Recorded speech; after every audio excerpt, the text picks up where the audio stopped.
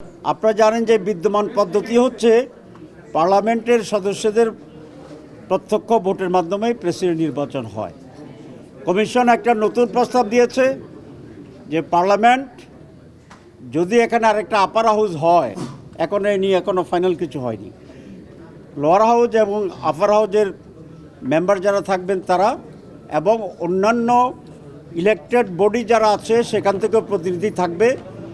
এটা জেলা পরিষদ, মিউনিসিপ্যালিটি, উপজেলা পরিষদ এবং ইউনিয়ন কাউন্সিলের নির্বাচিত চেয়ারম্যান মেম্বার পর্যন্ত তারা এক্সটেন্ড করেছেন, যেটার সংখ্যা প্রায় 70,000-এর মতো হয়। আমরা নীতিগতভাবে এক্সটেন্ডেড ইলেকট্রাল কলেজের পক্ষে প্রেসিডেন্টের নির্বাচনের জন্য, কিন্তু আমরা একটা কথা বলেছি যে লোকাল গভর্নমেন্ট নির্বাচনটিও কেয়ারটেকার সরকারের অধীনে হইতে হবে, যেমনিভাবে পার্লামেন্ট নির্বাচন কেয়ারটেকার সরকারের অধীনে হবে।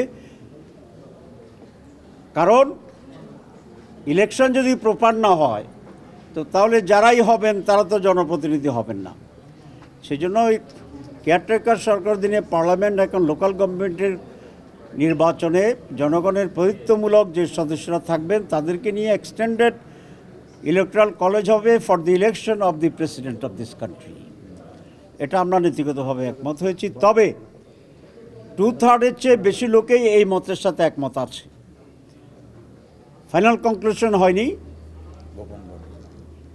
আর আমরা বলেছি যে আমরা এখানে খুব শক্ত অবস্থানে নেই, এক্সটেন্ডেডের ব্যাপারে আমরা দৃঢ় এবং শক্ত। সংখ্যা কত হবে, কেউ কেউ বলেছেন এটা জেলা পরিষদ পর্যন্ত গেলে ভালো হয়, কেউ বলেছেন উপজেলা পর্যন্ত গেলে ভালো হয়, কেউ আবার ইউনিয়ন পর্যন্ত গেলে ভালো হয়, এটা তারা বলেছেন। এক্ষেত্রে আমরা ফ্লেক্সিবল, সকলে মিলে যে পর্যন্ত গেলে আমরা ঐকমত্য হইতে পারি সেখানে জামাত ইসলামী তার মতকে সংশোধন করবে।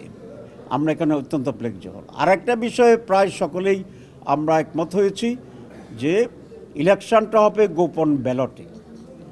এটা একটি দলের পক্ষ থেকে প্রস্তাব করেছিল, প্রায় সকলে একমত হয়েছে এবং বাংলাদেশ জামাত ইসলামী এটা অত্যন্ত আনন্দ এবং উৎসাহের সাথে একমত হয়েছে।